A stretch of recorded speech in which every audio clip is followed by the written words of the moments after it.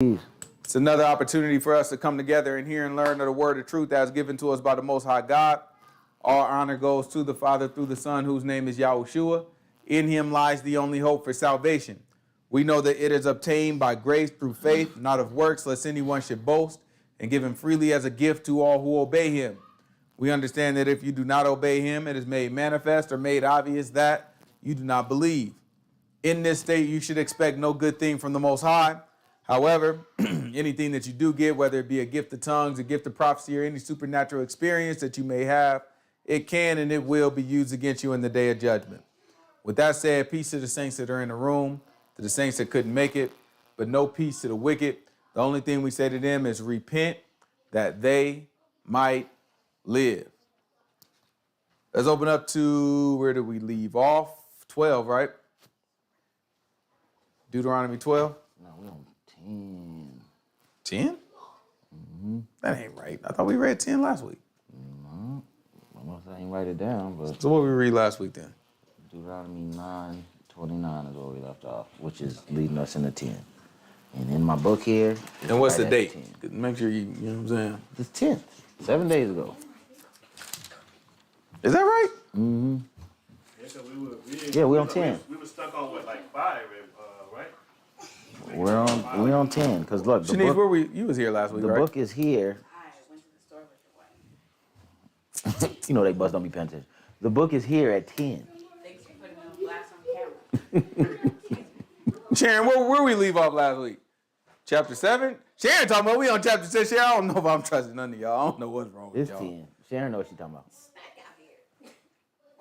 Let me see. Let me get the beginning of 10 then. Let me see what the beginning of 10 say. Well, I feel like we was on like 12. I thought we was supposed to be in 12. No. We ain't doing enough moving around. Dad, check the last video for me. See what it's saying, you know what I'm saying, in the section. Okay. What's going on, Sister Pamela? Now you disrespecting me. You need to write it down? Yeah. He say he wrote it down. I feel like we got a little further than 10.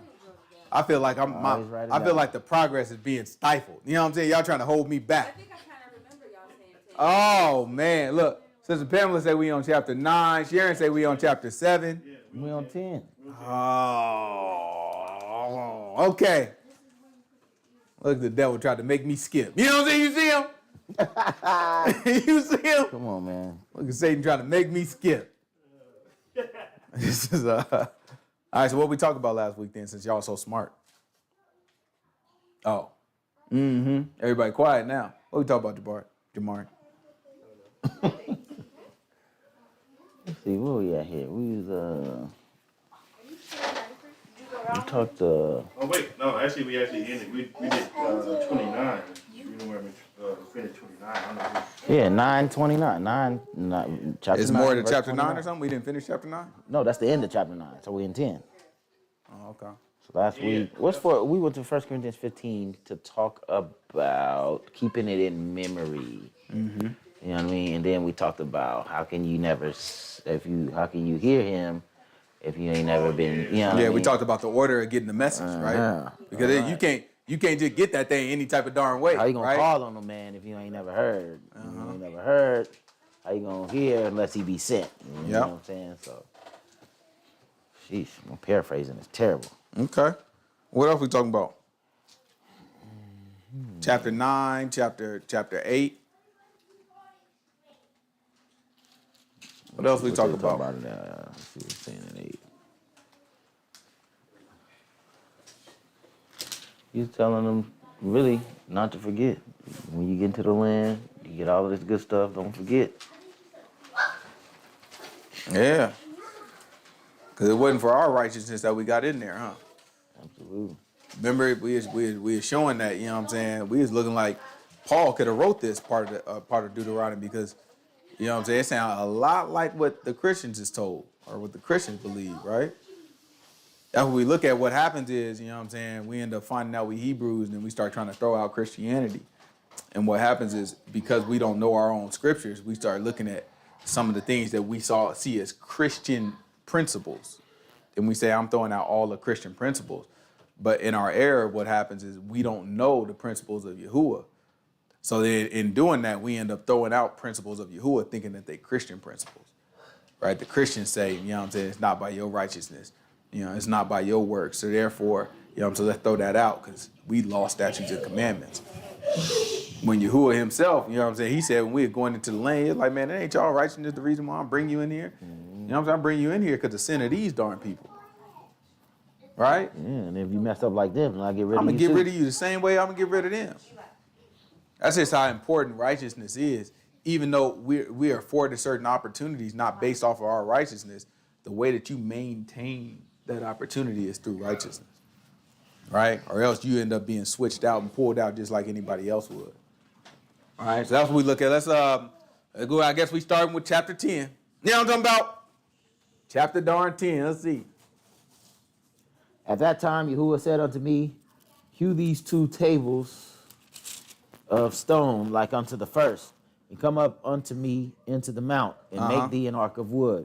And I will write on it the tables, and I will write on the tables the words that were in the first tables, which you broke, and you shall put them in the ark. What is it talking about right here?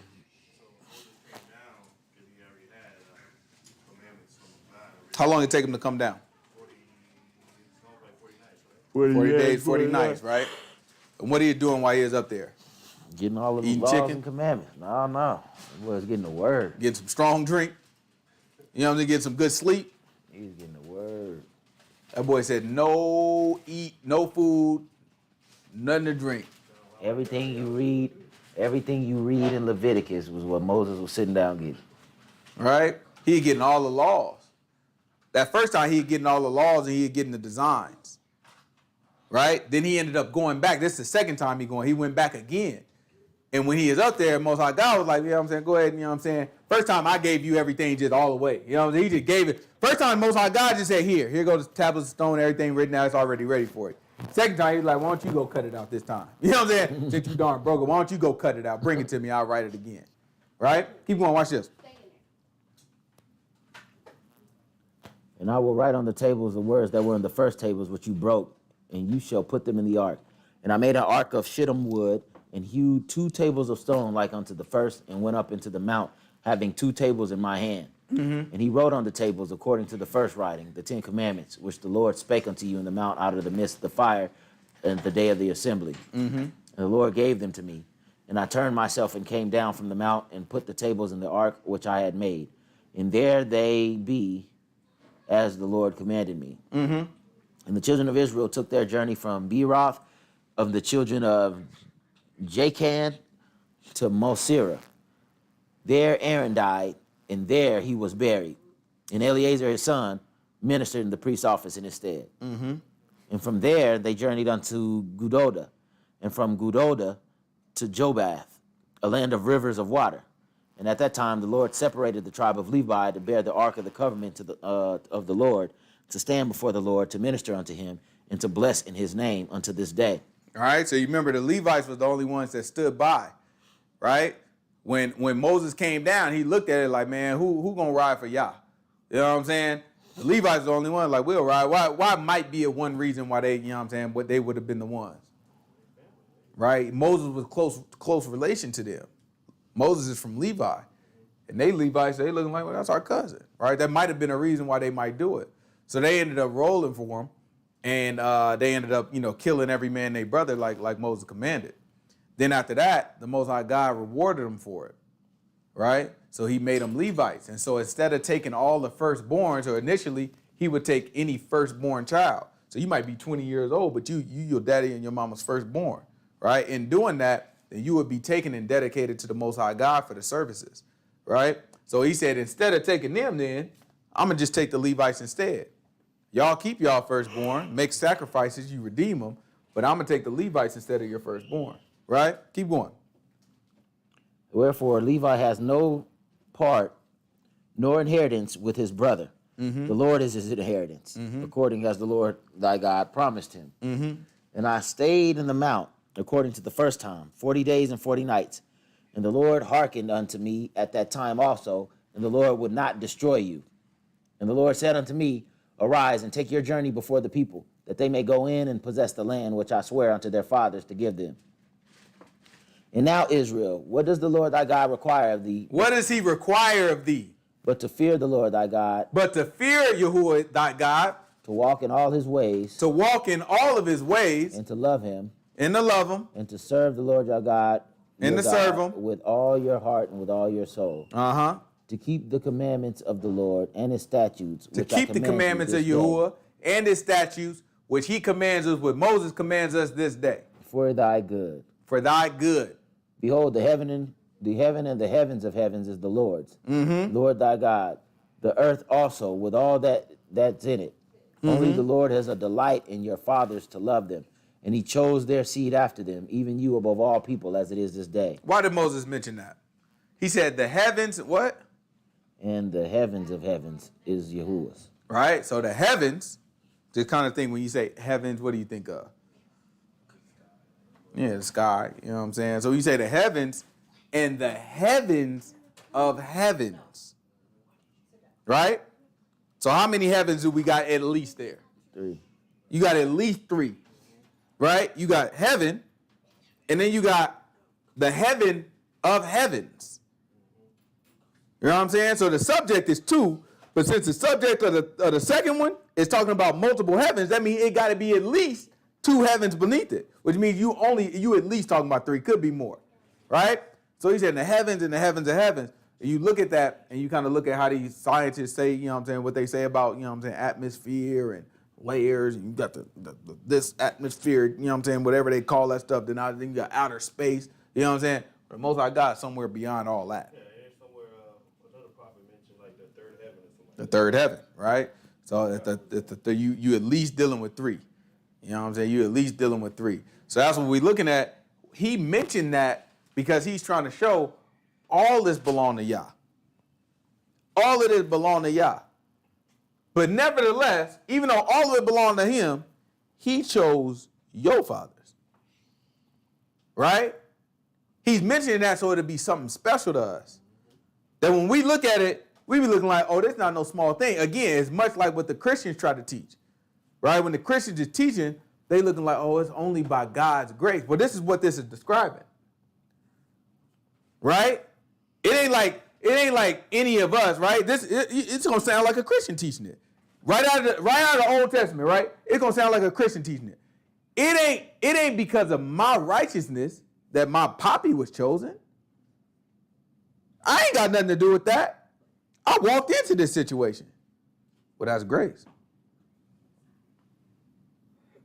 Right? That's the grace of Yah. That's why it's dangerous for us to sit here and throw stuff out, because now we throwing out this idea of grace. We throwing out something that we think is a Christian principle, but no, this is a principle of the Most High God that we throwing out. So now we start to reinterpret stuff without a principle of the Most High God, and we're going to get it wrong every single time. Right? Just because we hate Christians so much. Now make no mistake. I don't like, look, it's only one thing I don't like more than Christians. And that's LeBron darn James. You know what I'm talking about? You know what I'm talking about? It's LeBron James, then Christians. You know what I'm saying? 1A, 1B. You know what I'm talking about? You know what I'm saying?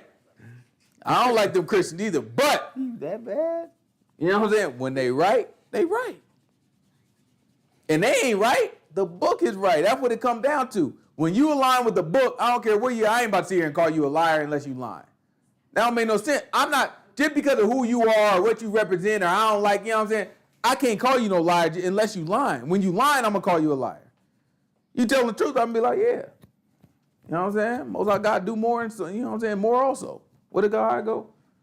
Do unto me and more also. The Lord do to me and more also. You know what I mean? Let's see, keep going. Let's see what the book says.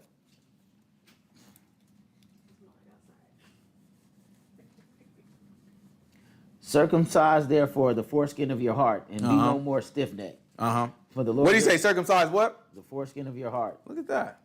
Sound like a Christian too. Right? Ain't that what the New Testament tells us to do? Circumcise your heart? Mm-hmm. You let a good Christian try to teach you out of the New Testament, you know what they're going to tell you? Oh, let me tell you something, brother. See, the Old Testament was of the flesh. You know what I'm saying? Moses commanded them to circumcise the foreskin. You know what I'm talking about? Brother, but Jesus is of the spirit, brother. You got to circumcise your heart. That's what they say. You look right there in the law, right out of Moses' mouth. What did he say? Circumcise therefore the foreskin of your heart, and be no more stiff-necked. Why don't y'all shut y'all darn mouth, sit down and learn the book? That's all you got to do. You put, as Pat, I'm talking to the pastor, y'all pastors put so much pressure on yourself to kind of make this stuff up when you don't need to. All you got to do is teach. You see, you look at my job easy. You know why? We open up the book and just read what it says. There have been times I'm running my mouth up here and the book saying something different, and guess how quick I correct it? Oh, you know what? That's what the book say. Easy money.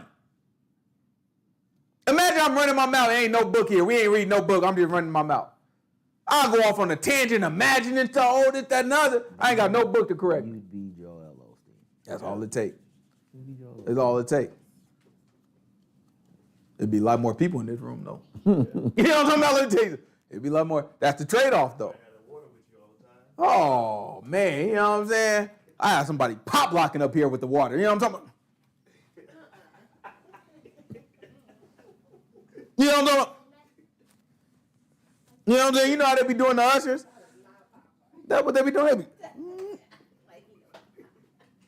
you know what I'm talking about? That thing be all right. I be looking at these pastors. I see why they do it.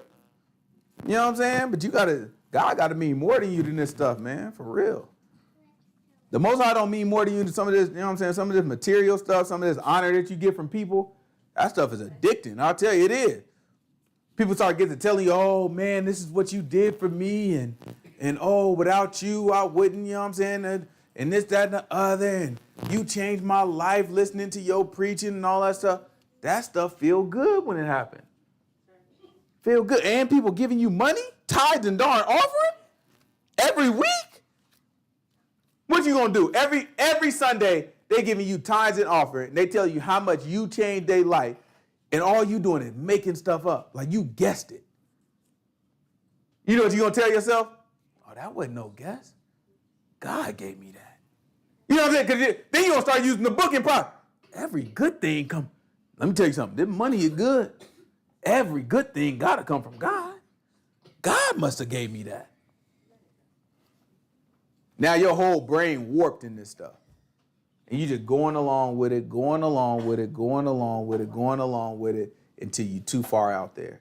Until now, you scared because if somebody bring you the truth, somebody come up to your church and sit down with you and tell you like, no, you're not teaching the thing right. Let me show it to you in the book. And you see it. Your mind ain't going to let you see it correctly because now that would mean you got to stand back out in front of these people and you got to teach them properly. And you know the only reason that they there is because they being taught wrong. It's a tough position to be. I tell you what, if you just teach them right from the beginning, the honor that you get is going to come from the Most High God, and you got to get used to lies. You ain't got to get used to no fake honor. You ain't got to get used to none of this stuff, so you ain't got to let nothing go. Right? You ain't got to let nothing. Look, if somebody come to me today and show me I've been teaching something wrong, you know what I'm talking about? I got 3 people you know what I'm saying? It's 3 of y'all I'm going to look at like, hey, y'all been wrong. That ain't nobody giving me no money. So guess what? I was wrong. You know what I'm saying? Just easy. That thing's simple.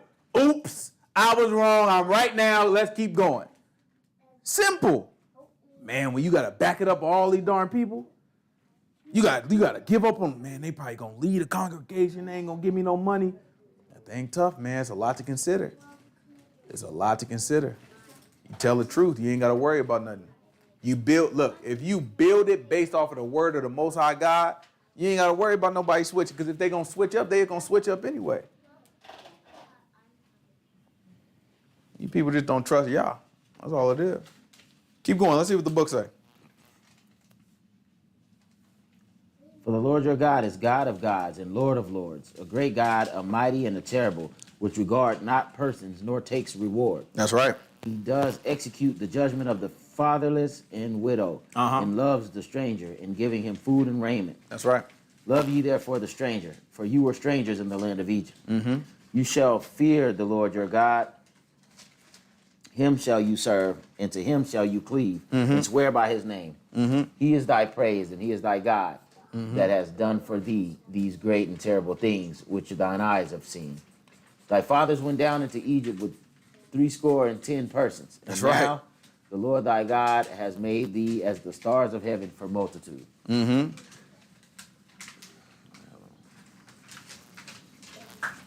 Therefore, you shall love the Lord your God and keep his charge and his statutes and his judgments and his commandments always. Mm-hmm.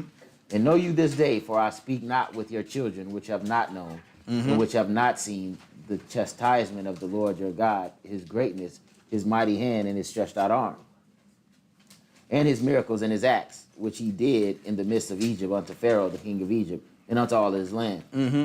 And what he did unto the army of Egypt, unto their horses and their chariots, how he made the water of the Red Sea overflow them as they pursued after you, and how the Lord has destroyed them unto this day.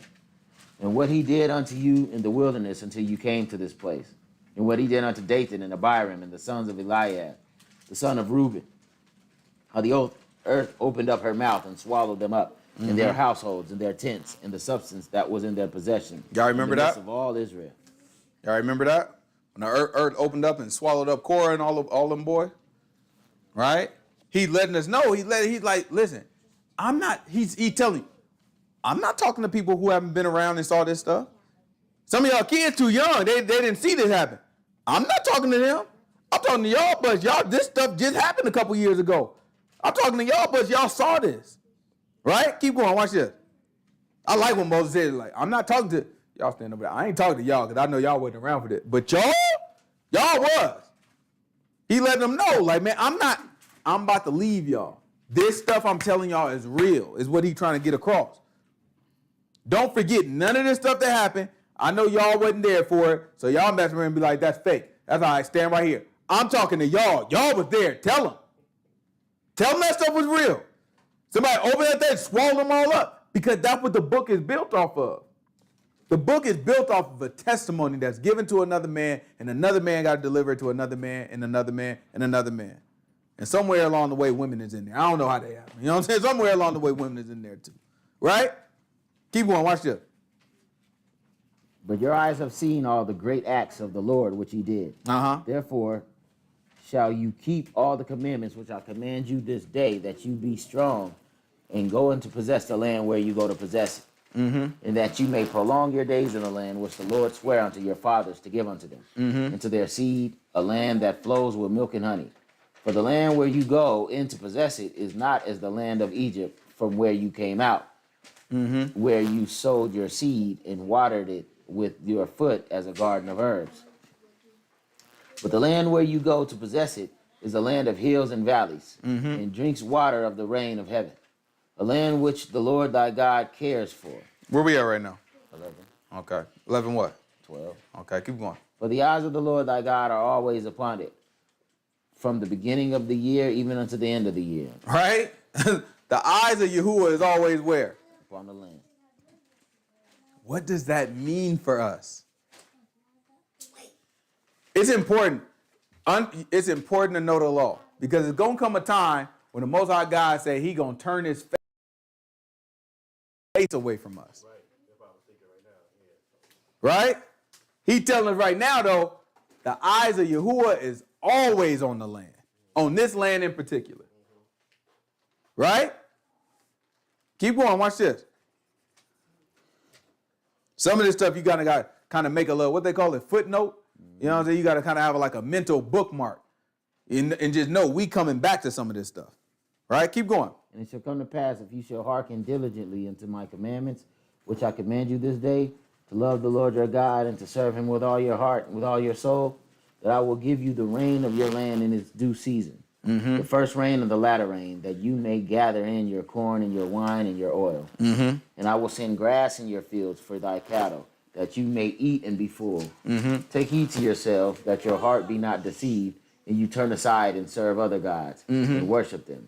And then the Lord's wrath be kindled against you, and he shut up the heaven, that there be no rain, and that the land yield not her fruit, unless ye perish quickly from off the good land which the Lord gives you. All right, so he's giving us instruction. This is what you need to do. You keep all these laws.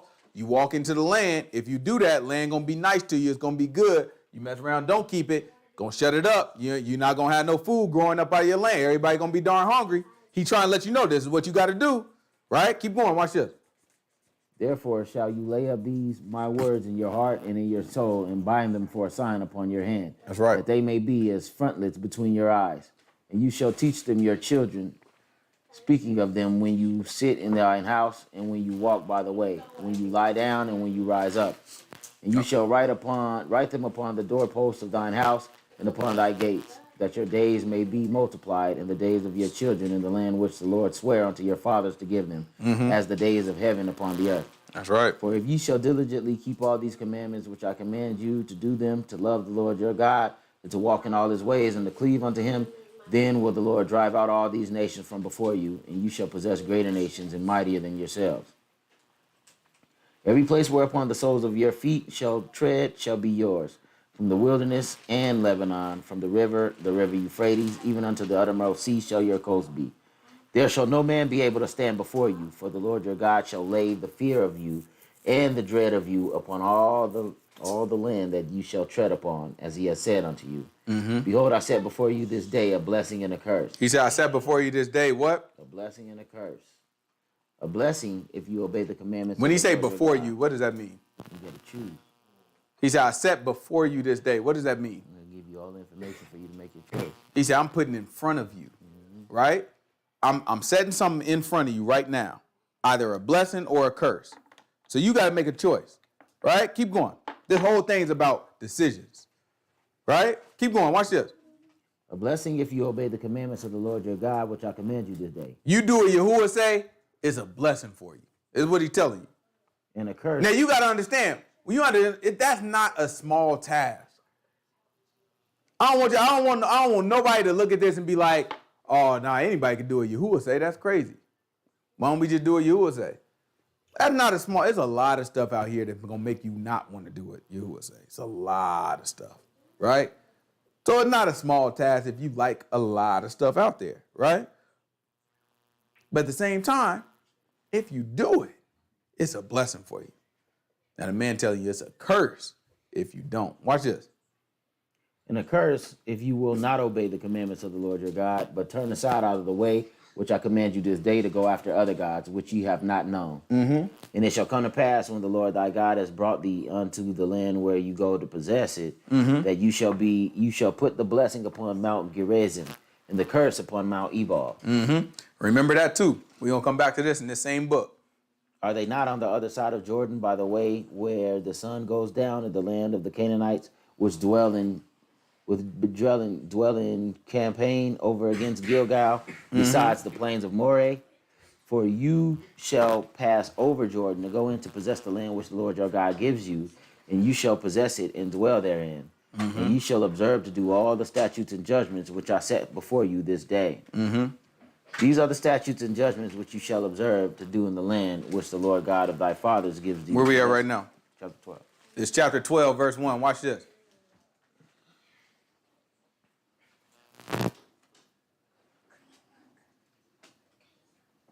Now we talking about commandments. You shall utterly destroy all the places where the nations which you shall possess serve their gods upon the high mountains. What's the first thing he told us? Destroy all the idolatry. He said, destroy all the places where they worship. Wherever these boys do their stuff, get rid of it. Why might that be the very first thing he tell us to do? Because we might mess around getting up in there and try to do it the way they did it. We got to get that stuff out. It don't work with what we about to do. It ain't no reason for y'all to be tempted and start making concessions like, they did have a nice little building there. I mean, we just mess around. I mean, we still worshiping God. Let's just do it from their building. That's the way people think today. It's like, technically this, that, and other. Most of our God don't want he want clear lines, like it should be just obvious. Like this is what I'm doing and everything else is wrong. Right? But people don't like that type of clarity when it comes to sin. It make them uncomfortable. You know what I'm saying? They like to be in the gray area. They like to feel like, well, maybe I'm right, maybe I'm wrong. No, we ain't got no time for that. That maybe area is tough. You dealing with maybes, man. That stuff send you right to darn hell. You want to be confident that you in the Most High. I walk. You know why? Because I look at the book and everything I do line up. Ain't nothing you got on me. I'm blameless before you. That's how we want to be. If we like that, then it's confidence. Right? Keep going. You shall utterly destroy all the places where the nations which you shall possess serve their gods. That's right. Upon the high mountains and upon Get on the hills. high mountain, because you know what they used to do, right? Right? They'll find on the mountains out here, what you be seeing on top of some of these mountains. Yeah, you know what I'm saying? You look all the way back over there in Hollywood, it's a big old church right there on the mountain, ain't it? Because that's just how these people are. I need to put in a high, when I worship, I want it to be in a high place. Right? That superstition is still there. Because it ain't really superstition, you know what I'm saying? I mean, these people is on to something, right? Most High God looking at it, no. Tear that stuff down, right? Keep going, watch this. You shall destroy the high places, all the places wherein the nations which you shall possess serve their gods, upon the high mountains and upon the hills and under every green tree. Mm-hmm. And you shall overthrow their altars and break their pillars and burn their groves with fire. Burn they stuff. Watch this. And you shall cut down the graven images of their gods and destroy the names of them out of that place. Uh-huh. You shall not do so unto Yahuwah your God. Mm-hmm. But unto the place which Yahuwah your God shall choose out of all your tribes to put his name there, even unto his habitation shall you seek, and there shall you come. Mm-hmm. And there you shall bring your burnt offerings and your sacrifices and your tithes and your heave offerings of your hand, and your vows and your freewill offerings and the firstlings of your heads and of your flocks. So now you got to understand the difference of what's about to happen, right? Right now we a tight-knit group. It's a whole lot of us now, but we all together in one place, right? And we travel together, we move around together, everybody together. We about to go into this huge land.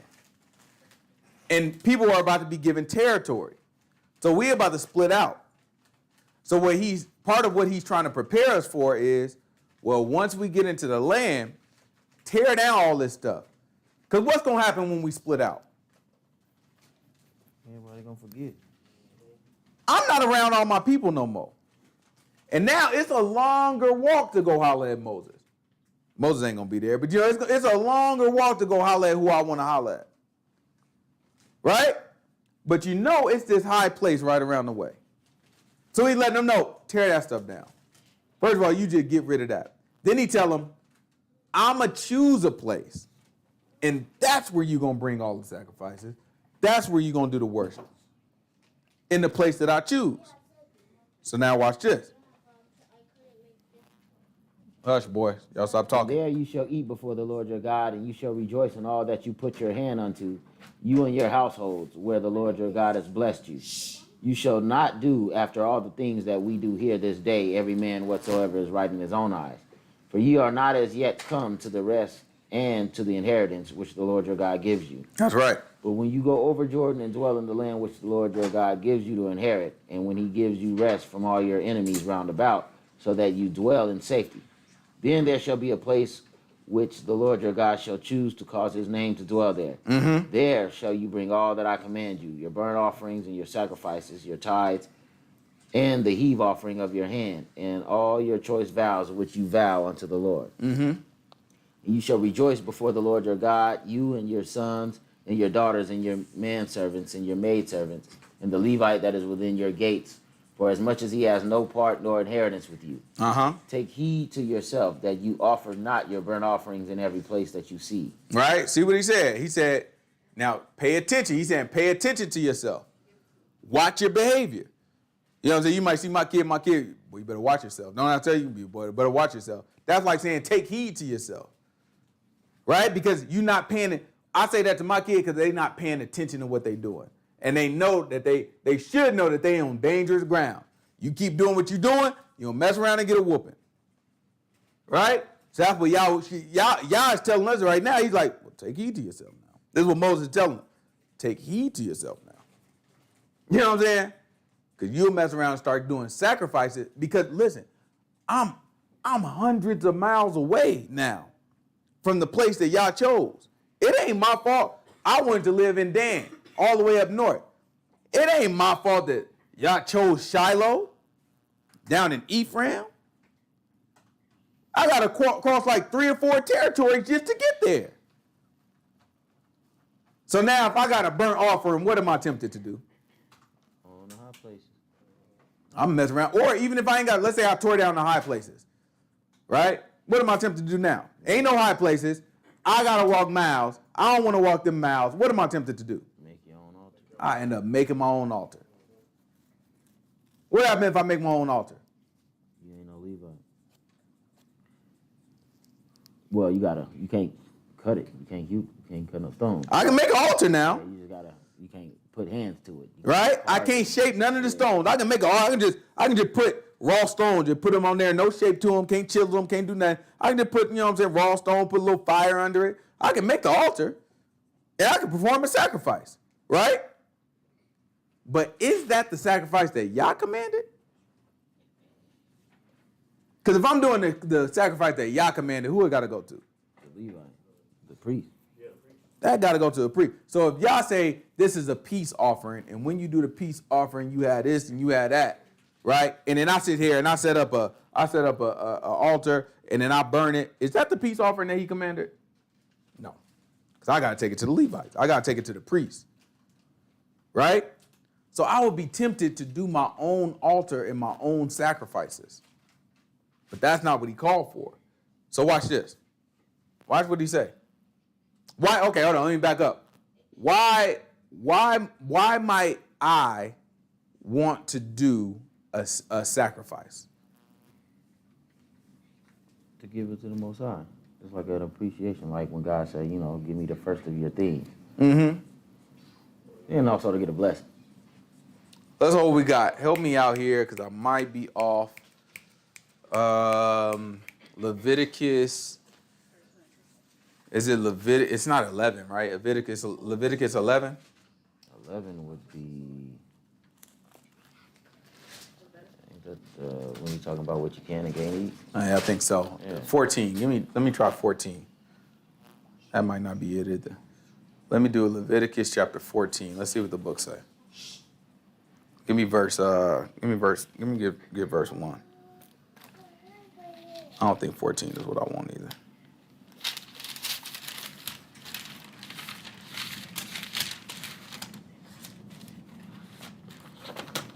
Sister Pamela said because of sin, huh? You might want to do a sacrifice because of sin. That is one reason we might want to do it. 14 talks about leprosy. The leprosy, no, that's not what I want. Goodness gracious, where is it? What you trying to find? Maybe 16. He talk about where they eating the, don't eat the blood. Where is that? I think that's where it is. Like he say, don't eat the blood. It might be in 11. You said 16? Yeah. The life is in the blood. 16 is the Day of Atonement. Nah, that ain't it. I'm rusty.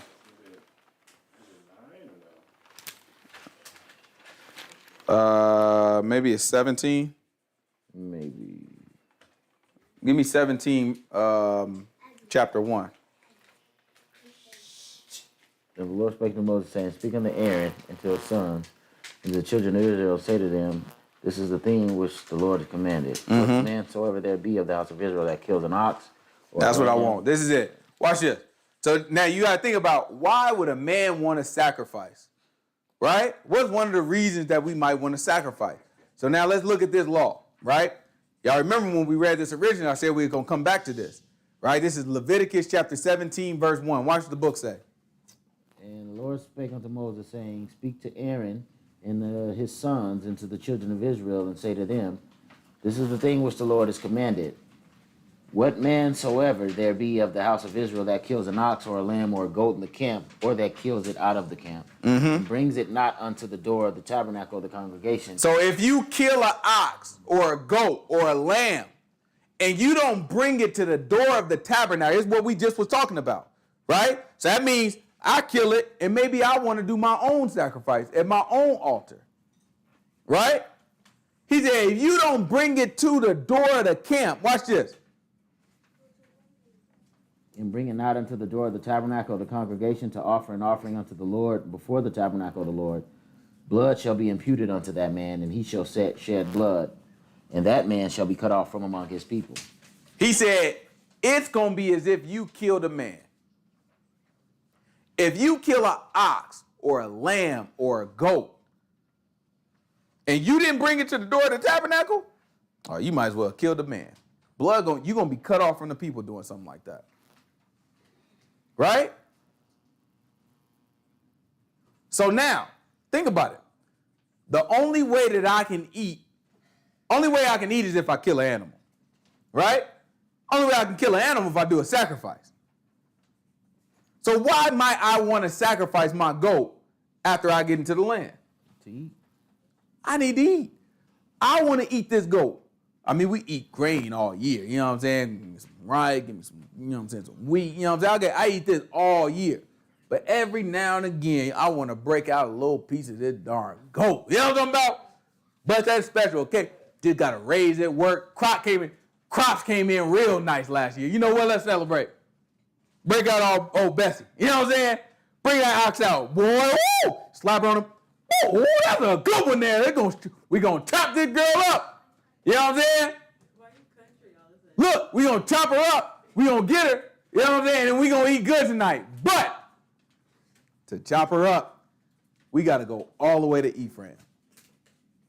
And that's a long walk. That's a long ways to go. I might be tempted to be like, well, technically, I'm still sacrificed. I didn't bring it to the door of the tabernacle, but God knows that's too far. So you might be tempted to build your own altar and make a sacrifice right there.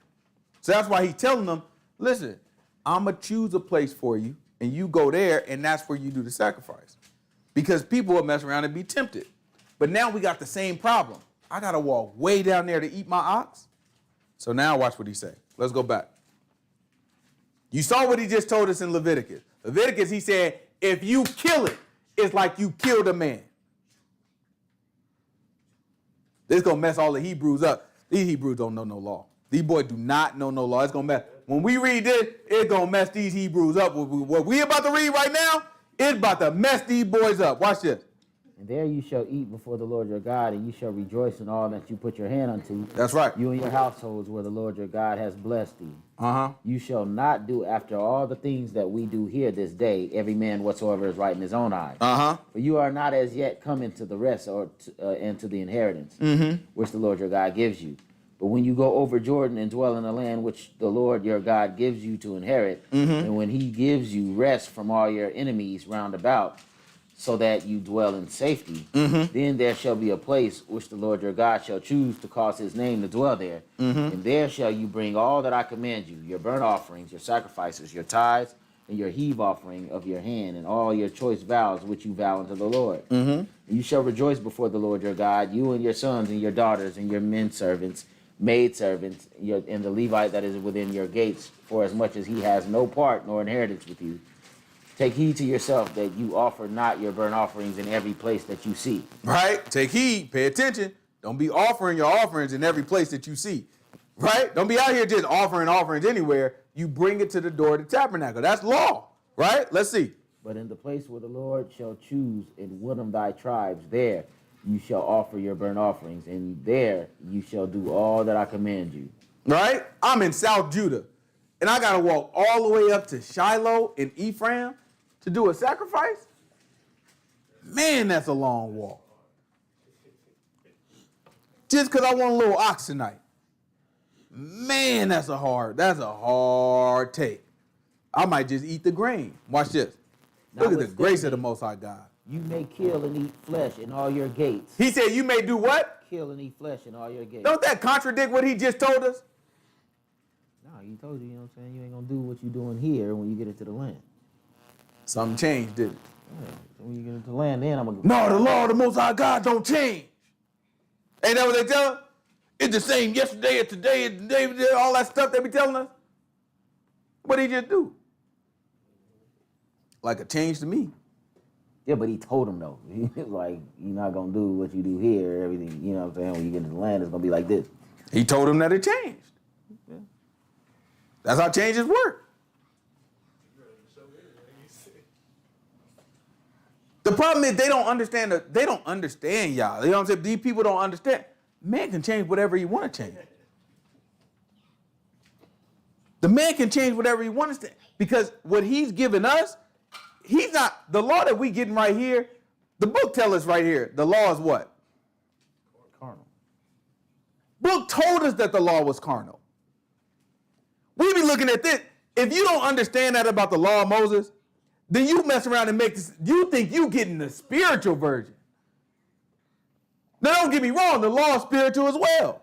But many of these laws were built to manage our carnal physical being. When we say carnal, we talking about the physical being, right? The stuff that's gonna perish, the stuff that get old and wrinkled and rot away, all that. He talking about that. Corny asada, like meat. You know what I'm saying? Meat. Your flesh is meat. I never heard that. Because they ain't got nothing to do with Bro, that. that was the first thing I thought about when I first heard that word. I was like, That's because you were darn It hungry. was like carnal, flesh, meat, carne asada. That goes together. You know what I'm saying? There's like context clues. That boy said he a stick of beef. That's funny. But that's what we look at, right? So when he's making these carnal laws, right, that's not a bad thing. He's making laws to manage our physical body, to manage how we eat, how we sleep, how we you know what I'm saying, how we deal with each other. You know what I'm saying, in terms of physically. You know what I'm saying, how we physically deal with each other. How do we keep our bodies clean? How do we stay healthy? You know what I'm saying? All these different things, this manages the carnal body. This keeps the carnal body healthy, right? The laws that won't change, the laws that are forever, manage the spiritual. So that's why you're not going to see him change when it comes to, you know what I'm saying, how we treat one another. We're about to read something in the next chapter, right? And what we're going to see is he's going to say, when it comes to food, he's going to say, this is unclean to you, and this is unclean to you. And he's going to tell you, don't you eat of anything that died of itself. That's unclean to you. Then you know what he's going to tell you the next verse? But you can't sell it to the Gentiles. You can sell it to the Gentile, but you are a particular person, right? You are a particular people. I don't want you doing it, but you can sell it to the Gentiles, right? That's okay. Now, on the other hand, compare that to how we look at sexual immorality, right? When we looked at that, he said, these are the things that I'm kicking these Gentiles out. Because these are things that apply to everybody. This stuff lasts forever. This don't change. When we talking about what you eat and how you, man, this stuff is carnal. That bill, he can change that whenever he want to change it. Because it's just a means to get to the next part. While we in the wilderness, this is how we act. Because I got to get you out of the wilderness into the land. And when we get into the land, I'm going to have some laws for you. Then I'm kicking you out of the land. That's why YAHUAH can come back and tell you it's going to come a time that you're not worshiping here or there. It's going to be in spirit and truth. And after that, you ain't hear YAHUAH mention a darn Sabbath, a dietary law, or nothing, because he knows you're not even going to be here to keep it. The only part of it that's stuck is the spiritual piece. How do you treat people? How do you conduct yourself? How do you conduct your behavior? Those are the things that come out of you. That's what makes your spirit unclean. Right? But these folks can't understand the law. That's why they look at this. They be like, no, the law of Moses ain't never changed. Same forever as it was. Yes, that's a lie. You a liar. You don't know the book. He can change. I can show you a couple places where he changed it. Yeah, what my man say? Give me your firstborn. And he was like, nah. No, I want the Levites now. Yeah. I can tell you a couple places where the man changed it, and he can do it because it's carnal. When it comes to the carnal, he can change it all he wants. It's just a means to get you to the next step. I'm just trying to keep you healthy. I'm trying to make sure you don't eat pork because I want a pristine YAHUAH. I can't have all these people eating darn pork. YAHUAH gonna come here healthy. Mess around darn, be born with darn cancer. Like these people in now. You see all these kids born with all these defects and they eating all this nasty darn food.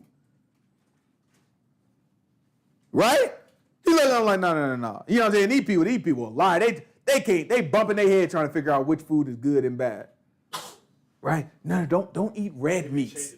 Yeah, it changes every darn week. no, the Atkins diet. You know what I'm saying? You lose weight, just eat meat. Wait, meat horrible. You know what I'm saying? Don't eat meat. You know what I'm saying? Just eat chicken. No, chicken gives you, you know what I'm saying? Every other week, you got a different doctor telling you what's bad for you. Only eat vegetables. Let me tell you something. Oh, vegetables, you're not getting enough protein.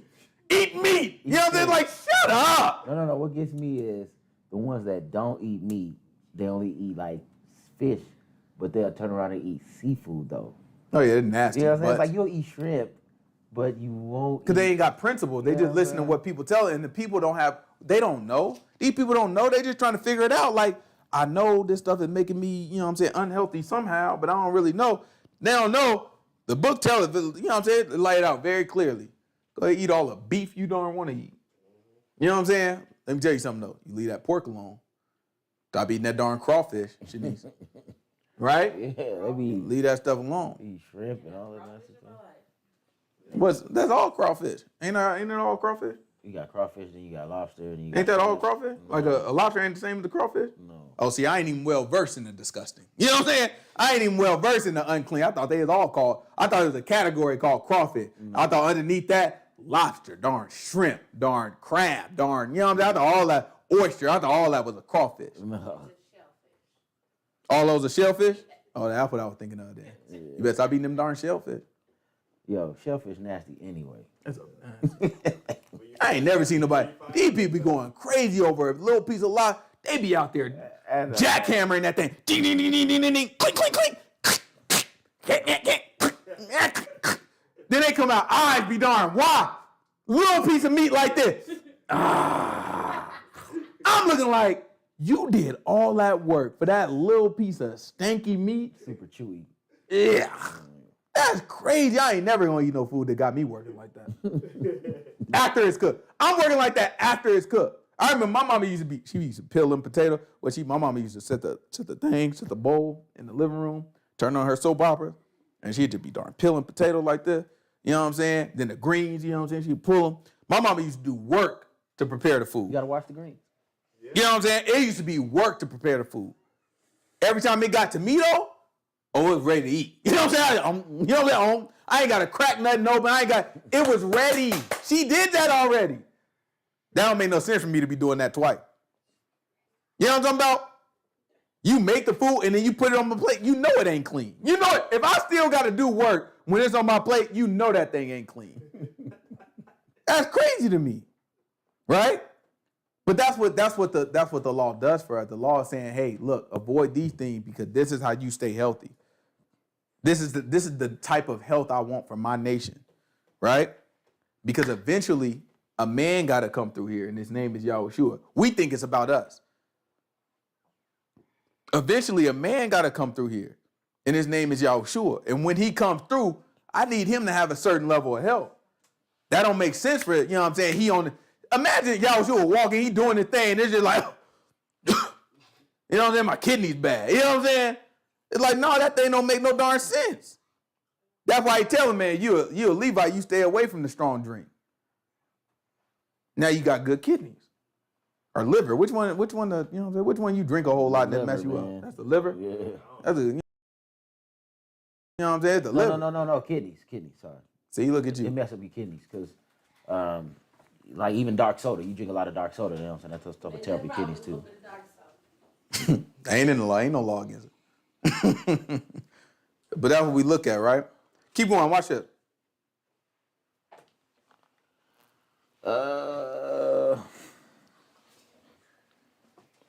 Ye shall not do after the things that we do here this day, every man whatsoever is right. Wait, my bad. No. Yeah, jump on down. Notwithstanding, you may kill and eat flesh in all thy gates, whatsoever thy soul lusts after, according to the blessing of the Lord thy God, which he has given thee. The unclean and the clean may eat thereof, as the roebuck and as of the hart. Right? Go back to Leviticus 17 and pick up where we left off.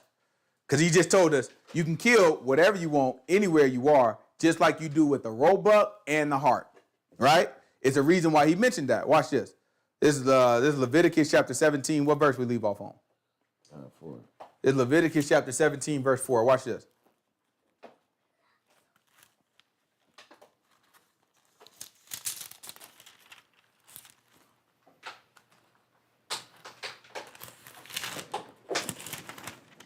Azariah be, you know what I'm saying, putting y'all to darn shame. Let me see Azariah.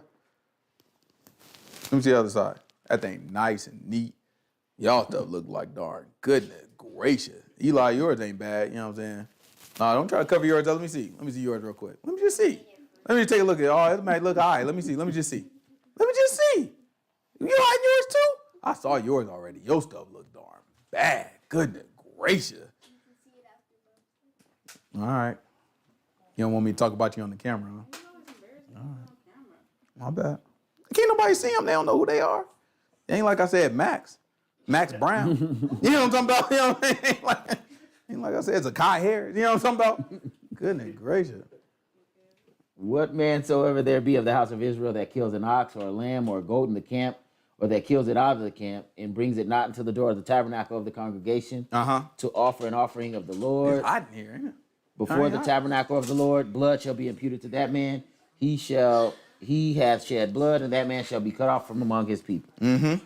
To the end that the children of Israel may bring their sacrifices, which they offer in the open field, even that they may bring them to the Lord, unto the door of the tabernacle of the congregation, unto the priest, and offer them for peace offerings unto the Lord. Baby, you want to cut on a little bit of the air? Just a little bit. I mean, just give me a little slice of the air. And the priest shall sprinkle the blood upon the altar of the Lord at the door of the tabernacle of the congregation, and burn the fat for a sweet savor unto the Lord. Watch this. And they shall no more offer their sacrifices unto devils, after whom they have gone a whoring. This shall be a statute forever unto them throughout their generations. Like this, look. And you shall say unto them, whatsoever man there be of the house of Israel, or the strangers which sojourn among you, that offers a burnt offering or a sacrifice, and brings it not into the door of the tabernacle of the congregation to offer it unto the Lord, even that man shall be cut off from among his people. That's right. And whatsoever man there be of the house of Israel, or of the strangers that sojourn among you, that eats any manner of blood, I will set my face against that soul that eats blood, and will cut him off from among his people. For the life of the flesh is in the blood, and I have given it to you upon the altar to make an atonement for your souls. For it is the blood that makes an atonement for the soul. Therefore I said unto the children of Israel, no soul of you shall eat blood, neither shall any stranger that sojourns among you eat blood. And whatsoever man there be of the children of Israel, or of the stranger that sojourn among you, which hunts and catches any beast or fowl that may be eaten, he shall even pour out the blood thereof and cover it with dust. For it is the life of all flesh. The blood of it is for the life thereof. Therefore, Right? I said So now unto the he's children telling of you Israel, can hunt, right? So there are different types of animals, right? There's the wild animals, and then there's the sheep and the cattle, right? So now he's saying you can hunt. Those are wild animals. Watch this. Keep going. That was the end. Therefore I said to the children of Israel, you shall eat the blood of no manner of flesh. For the life of all flesh is in the blood thereof. Whosoever eats it shall be cut off. And every soul that eats that which died of itself, or that which was torn of beasts, whether it be one of your own country or a stranger, he shall both wash his clothes and bathe himself in water, and be unclean until the evening. Then shall he be clean. But if he wash them not, nor bathe his flesh, then he shall bear his iniquity. That's it. Right? So he said that you can go and hunt. So now the types of animals that you hunt is the roe and the buck and the roebuck and the hart. Those are, you know what I'm saying, thinking like deer. Right? The deer that's kind of jumping around, that's something that you hunt. You can never get a deer, you know what I'm saying? I ain't gonna say never. It's probably somebody didn't done it. You know what I'm saying? But deer is not generally, it's not gonna be an animal that you can just kind of lock up in a cage, just be like, okay, I'll come back, you know what I'm saying, herd them and tell them, you know, like cows and all that stuff, and the ox, they gonna, you know what I'm saying, they gonna stay in one general area. They generally ain't gonna run away from you. You know what I'm saying? You can kind of domesticate them, make sure they good. You know what I'm saying? You keep them fat. You know what I'm saying? You can get milk out of them, all that. You're not about to do that with no darn deer. Deer gonna be all over the place, kick you in your darn face, keep moving. They running from you, they scared every time you come around. That's something you gotta go, you gotta hunt. Who used to hunt the deer? Wait a minute. Esau, right? Right. Esau, right? Because Isaac liked that venison, didn't he? And he liked it when it was prepared by Esau. That's right. Right? What did moms make them instead? Make who? What did mom make who? She made him. I think it was goat. Made him, yeah. She got him at a goat. She said, no, don't worry. I'll prepare it just like you like it. Right? She didn't bring him that venison, though. Right? So he used to go out and he used to hunt the roebuck and the deer. So now let's go back to where we at, 12? Yeah, 12, 15. This is Deuteronomy chapter 12, verse 15. So now he told you, he is like, just as you would the roebuck or the deer, that's what you hunt. Notwithstanding, you may kill and eat flesh in all your gates, whatsoever your soul lust after, according to the blessing of the Lord your God, which he has given thee. The unclean and the clean may eat thereof, as of the roebuck and as of the hart. Only you shall not eat the blood, you shall pour it upon the earth as water. You may not eat within thy gates the tithe of your corn, or thy wine, or thy oil, or the firstlings of thy herds, or thy flock, nor anything of thy vows which you vow, nor thy freewill offerings or heave offerings of thine hand. All right, so now he's setting it up. He's like, listen, if you just want to kill an animal and eat it, you kill an animal and eat it. He's not telling you to make an offering. He said, that's forever, right? You cannot make an offering, right, just anywhere. If you make an offering, you bring it to the priest. That's forever. He said that. We just read it. He said that part is forever. The part that wasn't forever is, oh, you can go kill an animal, right? If you kill an animal in the wilderness, it's imputed to you for blood. He said, now you kill an animal, that's fine. You know what I'm saying? You know what I'm saying? You kill it just like the roebuck, that's fine. But don't you try to take your vows that way. And don't you eat all that stuff needs to still be at the tabernacle, right? So he's separating it. The only part that changed is the fact that you could kill an animal just to kill it. To eat it. Don't try to offer the animal. Right? That don't make no sense. You try to build an altar and be like, oh, you don't, he's telling you don't need to do that. If you want to eat it, just eat it. Right? You can have the whole thing. If you offer it, you're supposed to give some of it to the priest. So how you going to follow that law if you just try to do it yourself? You in error at that point. And he said that part of it is forever. Right? Keep going. But you must eat them before the Lord your God in the place the Lord your God shall choose. That's right. You and your son and your daughter and your manservant and maidservant and the Levite that is within thy gates. And you shall rejoice before the Lord thy God in all that you put your hands unto. Take heed of thyself that you forsake not the Levite as long as you live upon the earth. All right? Again, he said take heed. So pay attention to your darn self. Don't forsake the Levite. Take care of the Levite is what he's saying. Keep going. When the Lord thy God shall enlarge thy border as he has promised thee, and you shall say, I will eat flesh, because thy soul longs to eat flesh. Thou may eat flesh, whatsoever thy soul lusts after. If the place which the Lord your God chooses to put his name there be too far for thee, from thee, then you shall kill of thy herd and of thy flock which the Lord your God has given thee, as I commanded thee, and you shall eat in thy gates whatsoever your soul lusts after. Even as the roebuck and the hart is eaten, so shall thou shalt eat them. The unclean and the clean shall eat of them alike. All right? Only be sure that you eat not the blood, for the blood is the life, and thou may not eat the life with the flesh. Thou shalt When not he say eat the it. unclean and the clean and the unclean can eat them alike, he's not talking about clean and unclean food. Not at all. Yeah, he's not talking about you can go eat some darn pork. That's not what he's So, saying. like, if your lady, Christian read that, and you know what I'm saying? He almost jumped out of that darn seat reading that. so if your lady is on her menstrual and she's unclean, she can eat of the meat that you guys kill and eat for dinner. Right? Customarily, when we was in the wilderness, you couldn't eat of the sacrifice that goes to YAHUAH if you were unclean, because you couldn't go to the tabernacle. Right? So you would have to be outside the camp. Therefore, you couldn't eat, you know what I'm saying, what was blessed by YAHUAH, because you're not taking something that was blessed outside the camp. Right? So that's not what he's talking about here. He's saying if you kill it to eat it, that has nothing to do now with the sacrifice. You're not offering it. It ain't nothing. So now if you clean, unclean, don't matter. Just eat. You know what I'm saying? It's just basically you operating the way, you know what I'm saying, a lot of people operate now. You want something to eat, you kill your animal, you cook it, and you eat it. He's just simplifying it for us just so we don't have to go on the journey. That's grace.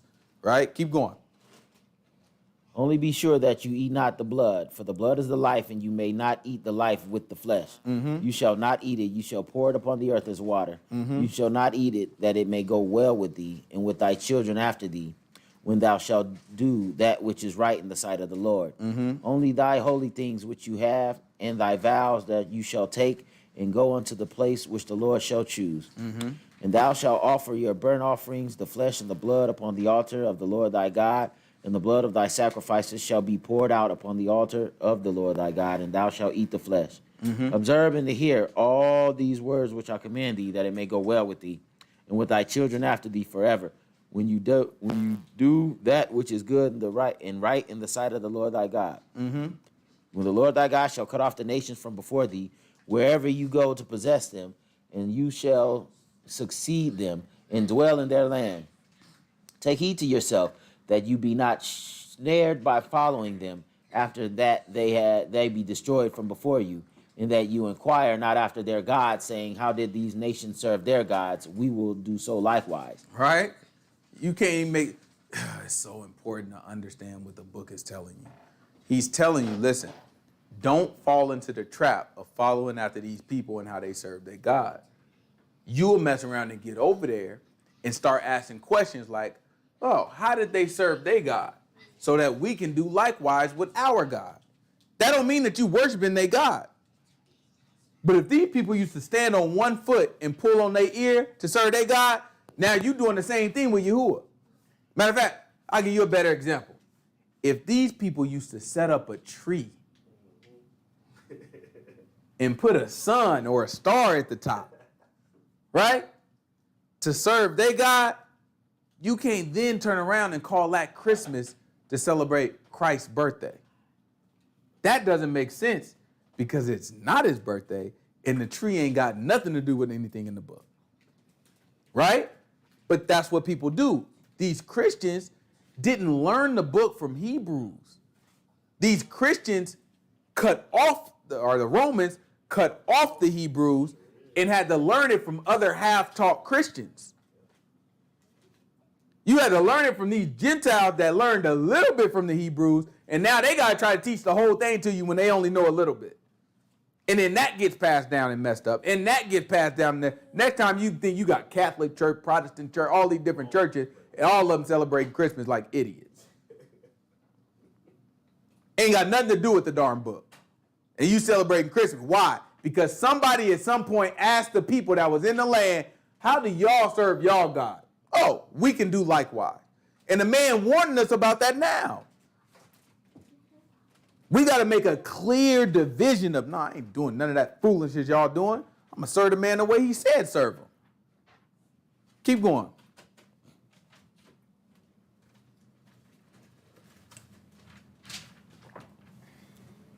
Thou shalt not do so. I don't even like looking into these other people's religion unless I'm telling them they wrong.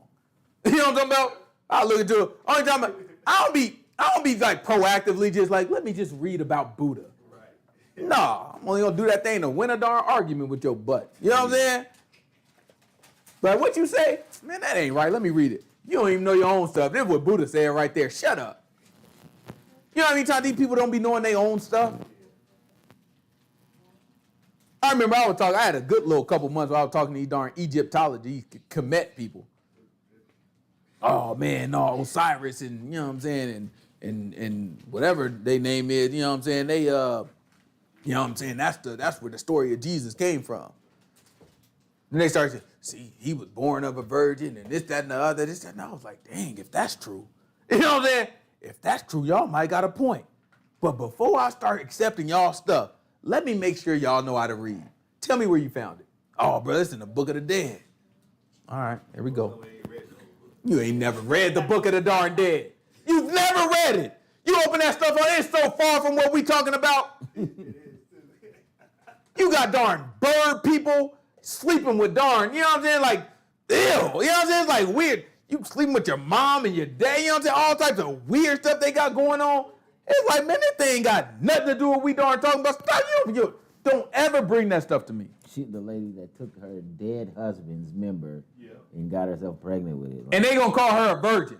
okay. That's supposed. Look, when they talking about her husband dead, she took her member and made herself, you know what I'm saying, pregnant with it, right? With his member, she used it, and they gonna say that's a virgin birth. First of all, she wasn't no darn virgin to begin with. Second of all, that wouldn't make her a virgin. Just make her a darn freakadeek. You know what I'm saying? Like, what in the world? That dude's dead. Yeah, you know what I'm saying? What type of weird stuff you darn into? Goodness gracious. But that's these people mind. They mind don't require nothing to be right. They don't have that requirement. Like, we got to require. The Most High God, he teaches us to live by a standard. So we got the requirement of, oh, it has to be right. A man of God gonna have a requirement that it has to be right. Right? It just has to be right. You don't have to be right. But for me to believe it and for me to go with it, it has to be right. And we determine right based off of the book. So our whole approach is different. They don't have that standard. Their standard oftentimes is it can't be book. It can't be the Bible. That's all they care about. They just want to tear down Christianity or tear down the Muslims or tear down anything that they think is based off of Yah's book. That's their perspective. So you'll see them try to undermine Christianity because it's so popular, or undermine Islam because it's so popular. And they go into this stuff. So anything that they see is similar, they undermine that too. Not realizing that anything that y'all got that make any sense came from the book or came from the same place that the book came from. Keep going, watch this. Try to finish this out. Excuse me. You shall not do so unto the Lord your God, for every abomination to the Lord which he hates have they done unto their gods, for even their sons and their daughters they have burnt in fire to their gods. What thing soever I command you, observe to do it. You shall not add thereunto, nor diminish from it. All right, don't add, don't take it away. Keep going. That's it? Yeah. All right, we ain't got to get into the next one. Next one, just give me the beginning of the next one, because I think it get into the law, right? Among you a prophet or a dreamer of dreams. Oh, all right, let's just do a little reading. Goodness gracious, we got to get it there. I wanted to get y'all out of here. Daniel said we got to get it. All right, well, we got to get it there. You know what I'm saying? What did he say? If there arise among you a prophet or a dreamer of dreams. Listen, there's another part these people don't understand. Listen, the whole New Testament would make sense to you if you understand what we about to read now.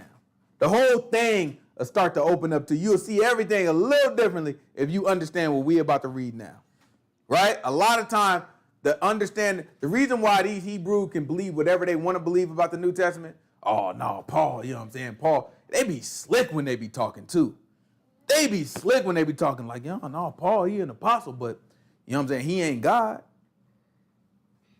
We're like, well, yeah. It's like, yeah, well, brother, we ain't never said he is God, brother. Why would you even mention that? Like, what makes you want to make that distinction? Like, what makes you think? What makes you make the assumption that somebody is suggesting that Paul is God? Nobody ever said that. So what makes you even want to do that? You know why? You dealing with an internal conflict. You dealing with something that you feel don't line up. So you want to make that distinction because you want to be able to say this is what Yah said, and if Paul say something different, you can't override what Paul said. So you think, let's get to the bottom of the brother. You think they saying something different. And you know why you think that, brother? Because you don't know the law.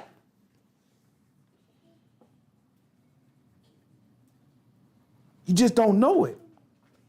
But if you read stuff like this and you understand it, then when you start to read what the Pharisees and the Sadducees and all these things is looking at YAHUAH, you start to look at it and be like, oh, that's how it was supposed to happen. It was supposed to happen that way. This whole thing was a setup. Watch this. If there arise among you a prophet or a dreamer of dreams, and gives thee a sign or a wonder. Look, if there arise among you a prophet or a dreamer of dreams, and he does what? Gives you a sign or a wonder. And he make a fake sign or a wonder. Is that what it said? It give you a sign or a wonder. And what's going to happen to it? It don't come to pass. And the sign or wonder come to pass. Wait, whoa. Whoa. He's saying if this man, he's a prophet or he a dreamer, and he do a miracle, he do some magic, right? And the man said, it's real though. Or he say, look, in 3 years, this is what's about to happen. And guess what? Exactly what he said happened. What's our standard for a prophet? And when it come to pass, then we'll recognize him as a prophet. You are a prophet if what you say come to pass. Right? That's our standard of a prophet. So now what he's describing to us is a prophet. He's not describing a false prophet. What he's describing to us is a prophet at this stage. But watch what he adds to it. And a sign or a wonder come to pass whereof he spake unto thee, saying, let us go after other gods which you have not known, and let us serve them. Thou shalt not listen unto the words of that prophet or that dreamer of dreams. For the Lord your God is proving you or testing you. He's doing what? Testing you. The Most High God is testing you. He said, look, I'm putting you in a position where a prophet is really doing a miracle. He's really telling the future, right? He's really giving you prophecy. This is real. It's actually happening. It's valid. You looking at it. But if he come back and he tell you about some God that's different from the God that you know about, do not listen to him. I'm testing you if that happens, right? Typically, standard, what happens is we're dealing with false prophets that will tell us something that's going to happen and it never really comes to pass. They're lying to us, right? Usually that's the false prophet we listen to. We talking about somebody who acting like they're doing miracles, but really it's not miracle. They're doing little tricks. Like, oh, I'm going to turn water into wine, then pull some, you know what I'm saying, pour some Kool-Aid in there real quick. Like, ooh, look how the water turned purple. You know what I'm saying? See how I did that? You know what I'm saying? Ooh, you just got to shake it a little more, a little sediment at the bottom. You know what I'm saying? You look at it like, that's not real. You didn't really do no miracle just now. That was fake. That's usually what we dealing with. That's what we dealing with nowadays, right? You got, you know what I'm saying, the people that, you know what I'm saying, I'm going to, you know what I'm saying, send you a personal care package and it's going to come with a cloth and you wipe this cloth against your grandmother and she going to be well and I believe, you know what I'm saying? Like all that stuff is fake. That's not real. Those are false prophets in that sense. Well, there's a different type of false prophet. There's a false prophet that he's describing that's going to be able to do all the miracles and it's going to be real and he really going to give you prophecy and he going to tell you to serve another God. That's what he said. He said, when you see that, I'm testing you. Keep going. Watch this. To know whether you love the Lord your God with all your heart and with all your soul. Ooh, that's a test. Let's see about this test. What you supposed to do? You shall walk after the Lord your God and fear him and keep his commandments and obey his voice. And you shall serve him and cleave unto him. And that prophet or that dreamer of dreams shall be put to death. He shall be what? Put to death. But in what fashion? Because he has spoken to turn you away from the Lord your God, which brought you out of the land of Egypt, and redeemed you out of the house of bondage, to thrust thee out the way which the Lord God commanded you to walk in. So shall you put the evil away from the midst of thee. If your brother, the son of your mother, or your son or daughter, or the wife of your bosom, watch this, or your friend, which is your own soul, entice you secretly, saying, let us go and serve other gods which you have not known, you nor your fathers, namely of the gods of the people which are round about you, near unto you, or far from you, from the one end of the earth even to the other end of the earth. You shall not consent unto him, nor listen unto him, neither shall your eye pity him, neither shall you spare, neither shall you conceal him, but you shall surely kill him. You shall surely kill him. Watch it. Your hand shall be first upon him to put him to death. Look, and afterwards you should be the first. Listen, a lot of this stuff, we got to take it to the judge. He's saying you should be the first one to put your hand against him. This is a test, he's telling me.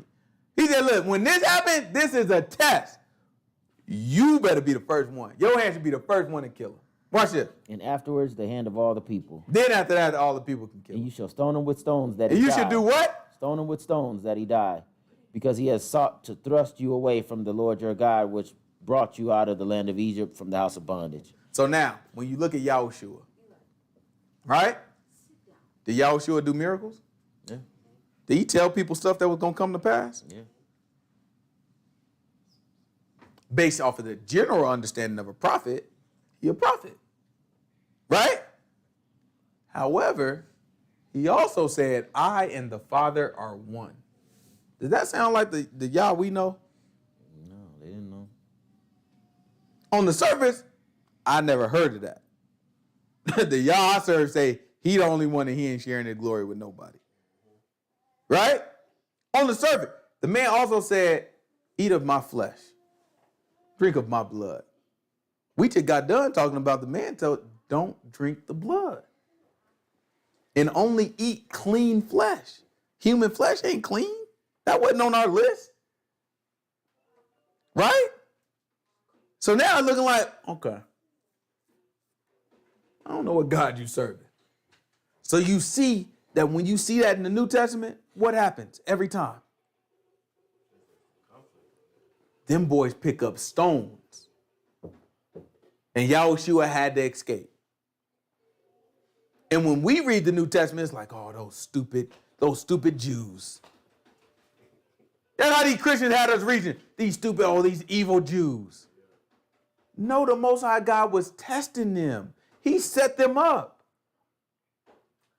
He literally gave them, listen, you ever had somebody hype you up? Like, listen, man, look, somebody gonna come around here, they're gonna be doing this, that, and the other, da, da, da. So you looking specifically for that. You know how easy it is to be set up for that? He like, listen, when he start doing all that, he gonna look just like the real thing. But he gonna be telling you about another God. We ain't got no record of that ever happening in the book. Somebody actually doing a miracle and actually being a prophet, but telling us to serve another God.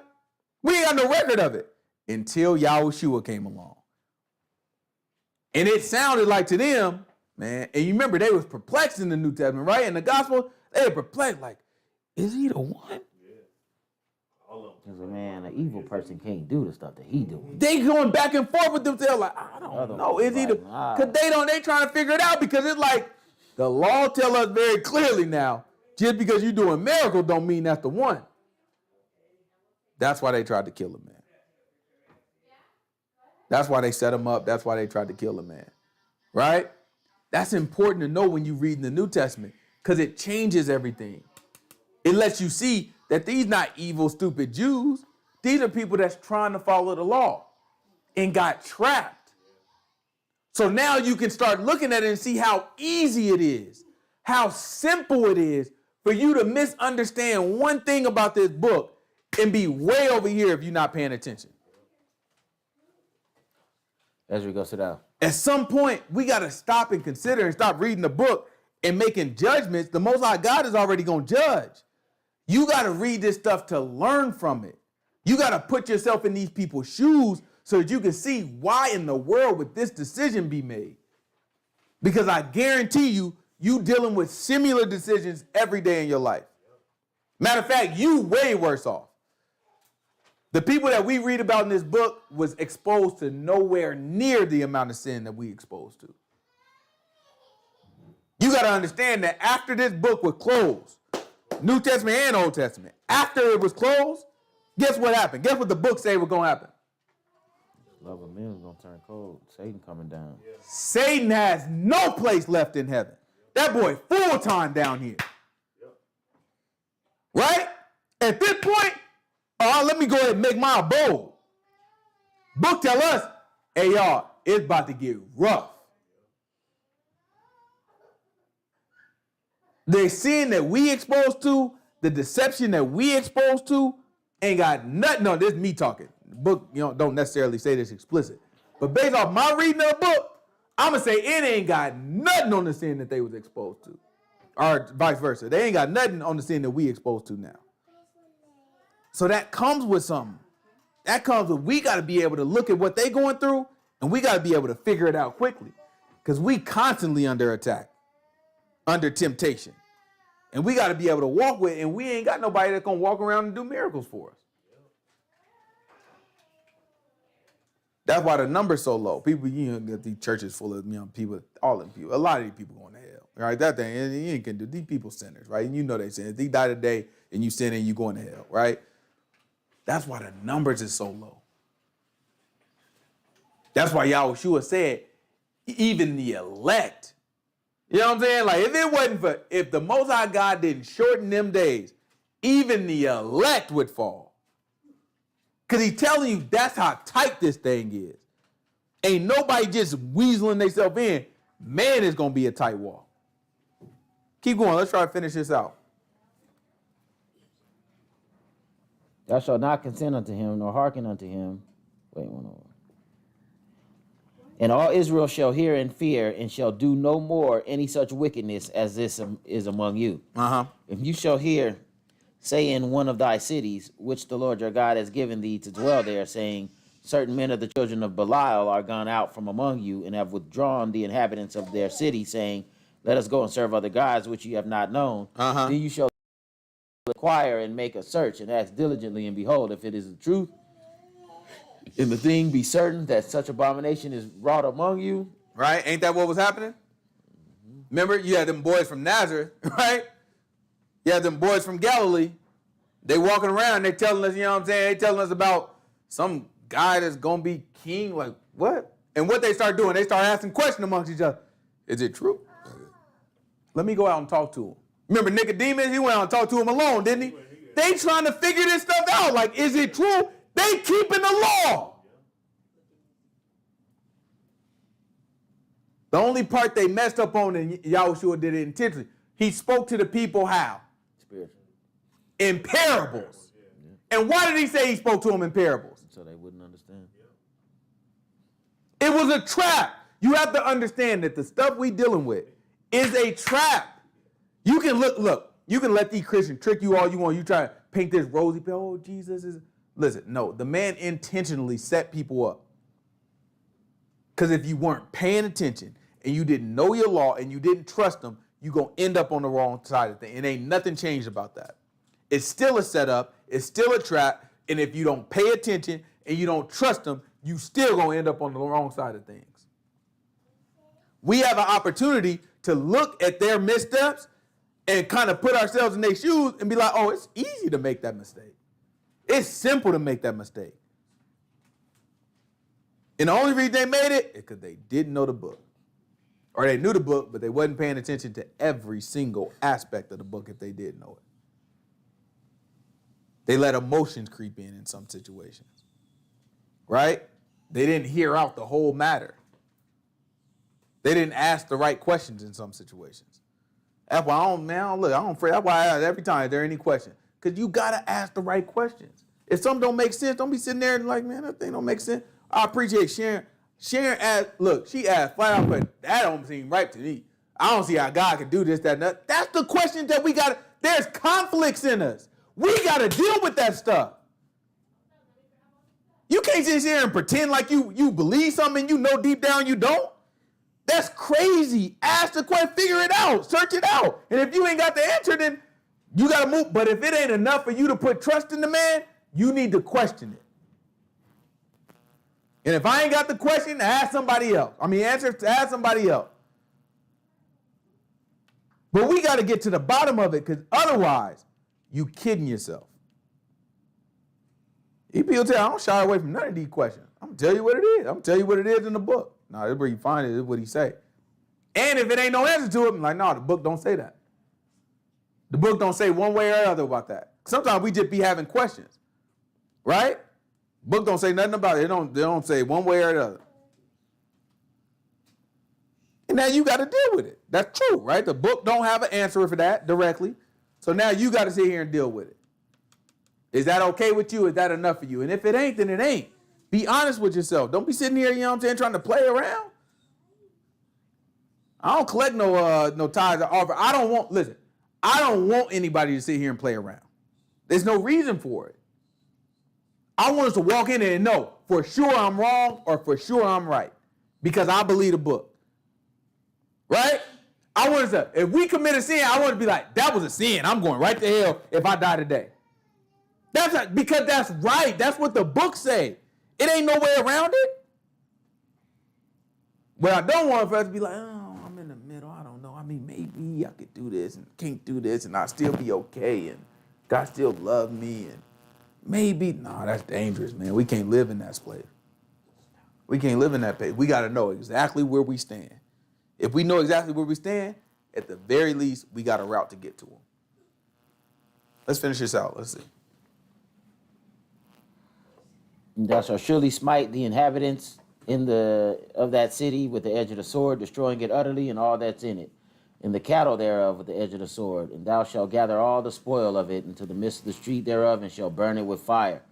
Burn with fire the city and all the spoil thereof, every whit for the Lord thy God.